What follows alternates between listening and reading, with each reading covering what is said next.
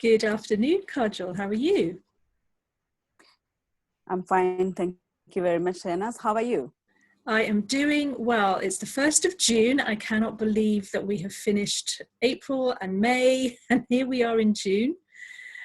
And I'm really grateful for Absolutely. you spending some time with me today. So we've been talking to each other a little while about these things that you've been doing during lockdown. And I wanted to just give people the opportunity to hear a little bit about what you do and how you can help them. But before that, it would be really good just to know a little bit about how you've been personally coping during lockdown. So how has it been for you and your family, Kajal? And before that, I want to say thank you to you as well for arranging this time and taking time out to talk to me about these things as well.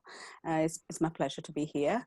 Thank you. How have I been, how have I coped with it? Actually, it has been a mixed feelings. Initially, it had been very much like, oh, it's like a shock. It's like a grieving process. It's a shock, something you had, and now you don't know whether sure how long it's going to be there or is it going to be there going forward. But I know for me, slowly has been seeping in. So kind of mentally prepared a little bit myself.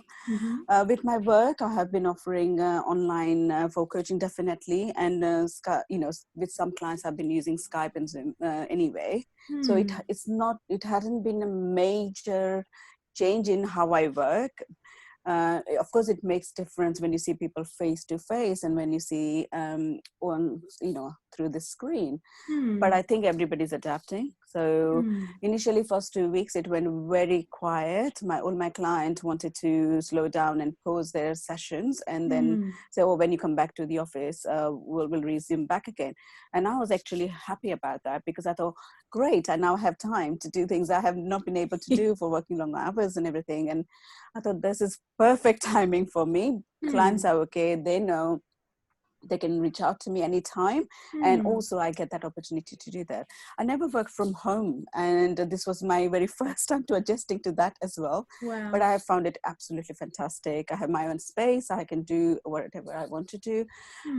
Privacy, confidentiality, everything I have. So it's great. Of course, like anyone else, like anxiety comes in thinking how long this is, what if clients don't want to continue, how I'm going to survive, what else can I do, what not. But I it's because I teach how to manage anxiety to my clients. I obviously implemented my own strategies and said, you know what it is right now. Just do what you need to do, what you can do, enjoy your time right now. And, whatever happens, we'll just deal with it. So that's with that mindset, I started, saying, okay, it's okay to take a little bit of time out. It's not a, major alarming bells kind of time. Yes. Let's see how things go.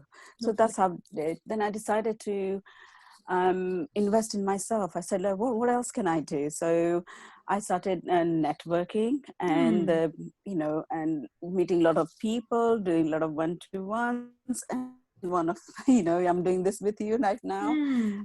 So it was, how do I utilize this time and not just slip it away? Because yes, it's nice to have time to yourself, but also you don't want to regret afterwards thinking, could I have done something better? Could I use that time? So I really wanted to, balance is a big word. We got to have balance in our lives.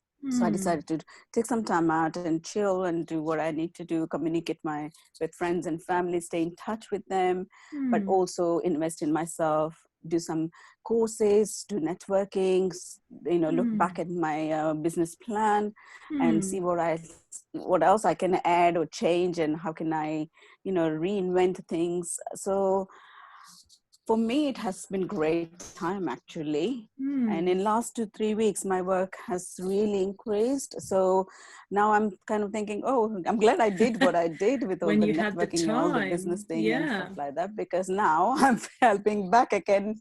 Yes. Yes. It just proved me so right in just few months, like couple of months we're doing this. Brilliant. So yeah, that's how I've been sorting myself out. Yeah. To see, let's do this way. It's great. easier. And I think that's for a lot of people whose businesses relied on that face-to-face contact, you're having had to press the pause button has meant that you Yeah. did have to take some time for yourself. So tell me, you mentioned when you're feeling anxious yourself, or when you start to worry, what are the kinds of things that someone like yourself, who has all these qualifications and is able to offer services, what do you do for yourself, for your own self-care, for your own mental well-being?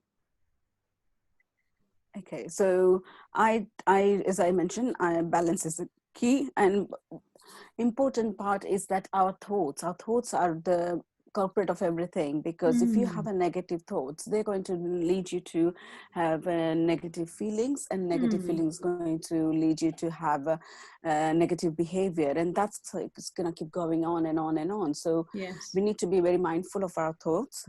We need to know what are they telling us, and we need to work it out, is it true, is it really happening? Or also take some control over it, because when we are feeling anxious, it is when we are not in control. We feel that Mm, everything is so everybody else, or this coronavirus is, or this government, or this everything is taking over, and I don't have yes. any control. That's where we really fall, and we really become anxious, and we start having negative spiral of negative thoughts and stuff. So Mm, we just need to kind of take control back, because it's anxiety is also about fear of unknown and fear of perceived known. So we are just constantly getting into those spiral about, you know so if you take control of what you can do to yes. survive or to Yes. manage yourself, and what you can't, you have to learn to let it go. Otherwise, it is Mm, not going to help us. mm, Um, People can do is I just decided to have some kind of routine in my life, because I didn't, if when I didn't need to work, I didn't need to wake up at certain time, I didn't need to do yes. certain things.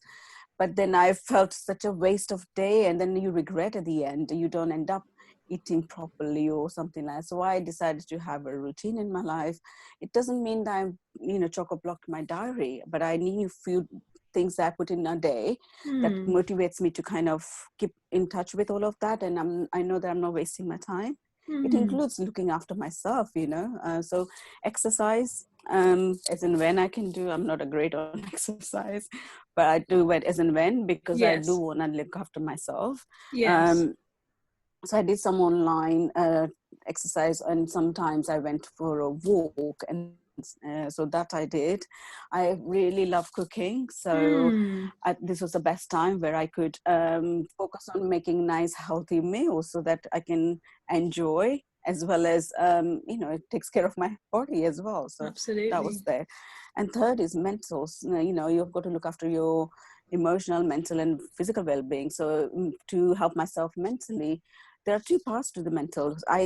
Some people call it spirituality as well, but I Mm-hmm. mix them both. So you need to stimulate your brain. So you do stuff that, by learning some courses, doing some mental activities that helps you to keep your brain stimulated. Yes. Also mindfulness and meditation, because Mm, mind is at the moment, in anxiety time, mind chatters a lot, and it doesn't, it finds a way to go back to that triangle of thoughts, feelings, and behavior. yes. So if you can calm it down, and you start your day with some kind of meditation or Mm, mindfulness activities, mm, that helps you to kind of take charge of your day, charge of yourself, your emotions.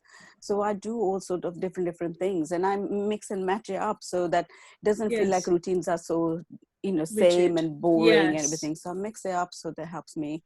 Mm, Yeah, absolutely, fluid a bit, and then I can change it around. It's my routine, so I can then prioritize again when need come, when I'm doing networking and something else comes up, I can swap it around. So mm, it's just taking, I feel I'm in control, to know what I'm doing. I can control my thoughts, in that sense of like, no, it's okay, this is going to happen, I've got this in place, so yes. it will be fine. Yes. So taking control as much as you can, and having the routine that has the key elements in it. And I really like that image of the triangle of thoughts, feelings, and behaviors. Now, I know, Kajal, that your organization, or your work is around coaching, but that you also have counseling in your toolbox. So if people wanted to come and Yes. get some time with you, how would they know whether they need coaching or counselling, or how would you know? Tell us a little bit about the difference between those two. Absolutely. So when somebody calls me first, I obviously check with them what is that has got them to make a call and speak to me. Mm. And so when they tell me what the problems are, so because I've been a psychotherapist for 10 years plus, Mm-hmm. I kind of, I'm able to really pick it up. This is to do with what's going on is now, and it's anxiety related. And Mm-hmm. with my coaching, mainly at the moment, I'm focusing on the self-employed women. I'm helping, with mindset for self-employed women. So I know who's calling me, what is their problems, what they're struggling with. Then Mm. I'm able to help them to understand that, okay, this is what you really need. First, you need to get rid of, emotionally. Say, for example, you came to me, you're self-employed woman, Mm. and then you're stuck and you wanted to do, then I know that you are more coaching, because of what I have done is that sometimes it's not easy to just get someone to just do the coaching or something, counseling only, because ultimately client also decides, they might not be Mm. ready for counseling. So that I also do is that integrate some part of that into my coaching. So Ah. if they're just looking for coaching, then I know that I can use NLP, I can use mindfulness, I can use my counseling skills to Mm-hmm. help them get rid of all that negative emotions, negative limiting beliefs that they come with. And then we get rid of that first. And then we Mm-hmm. start focusing on what are their goals and how they're going to achieve them. I I give them see. a step by step. But if they specifically, I feel that really strongly, they really need some counseling, and not sometimes people need it a little bit longer because they are deep rooted issues that they need to um, work through first before they even go into the coaching part of something. Mm. So I would have that discussion with them. I would Mm. organize a initial consultation or a session, and Mm. where I get a lot more information about them so that I can understand that. And Mm. once we've understood that this is either it's counseling or coaching, then I discuss that with them and explain to them, look, these are the things I think that more beneficial to you this way. And up to them after that, they can make a decision. Brilliant. But I wouldn't Lovely. cross over too much because it's not beneficial to them. If they're having some deep-rooted issues, I think it's beneficial that they get that resolved before they jump into, because look, it's about mindset, right? It's a Yes. negative mindset comes from, it can be deep rooted, because what we've heard in our childhood, it's you're a failure, or you don't know how to do it, Mm. when we are brought up. I mean, I'm not talking about just the parenting side of it, and Mm. I'm not here to criticize or judge any parents or anything. But what I'm saying is that what we hear in schools, in our parenting, because none of us have been taught how to bring children up as well, Mm. So if we are given negative comments or negative way we have been criticized and stuff like that, then Mm. that's going to set into saying I am not good enough, I'm not worthy, all of this. And it depends on how deep rooted they are. Right. Counseling would be the right path for them first, to get rid of all those things, understand, overcome, and then they will be free to go and do what they really plan to do and succeed in there. But Mm. otherwise it will be longer time. I'm sure they can succeed because we all learn to put the barriers, and we try and Mm. overcome that, but it doesn't always work. Yes, I understand. So that's been really helpful to just kind of get a sense of how your journey's been over the last few months. And that the people that you work with, if they reach out to you, that you'll be talking to them about balance, about mindset, about eliminating those limiting beliefs, and reprogramming that kind of negative self-talk into something that allows them to really kind of progress. But that if they need to go to the depths of some of the issues that might be more deep rooted, that you're able to work with them in that way also. Absolutely. So as we come to a close, Kajal, I will put, of course, your details of how people can get in touch with you. But what would you leave us with? What are your kind of top tips going forward into this next phase of lockdown being potentially lightened a bit? What would you say we should prepare So as we're ourselves? coming to a close, sorry, can you Hmm. repeat that? Just got a bit of a breakdown Sorry. there.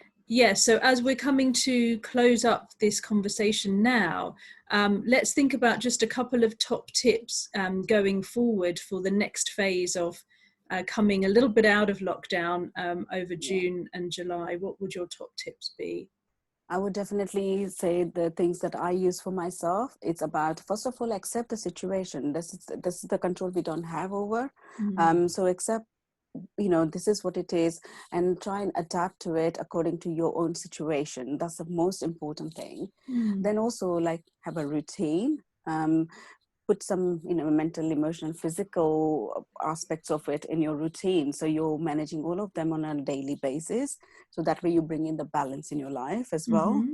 And also, um, always, yeah, obviously exercise and all that, we, as I said, I will be doing that, they should do it. Mm. But also focus on themselves, taking care of themselves, learning to kind of say no, or asking for help when they're stuck. And but a lot of people are not able to do that. They, and then that could cause them to feel low, lonely and isolated.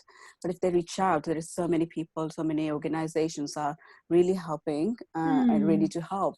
So reach out, don't feel ashamed or embarrassed about asking for help. And if you're not feeling all of these things, then look for the future. What is that you want to get out? And thinking that this might last longer, how would you change things around for yourself so that Mm. you can maintain what you need to do? Also, look after your mind, body, and soul, and also, you know, make most of the situation. Thank you. That's been so helpful, and we really look forward to all the different offers that you've got for us out there, Kajal. And we'll follow you, and we'll share information of how people can get in touch if they need to. So thank you Absolutely. so much for your time today. Thank you very much, Shehnaaz. All the best.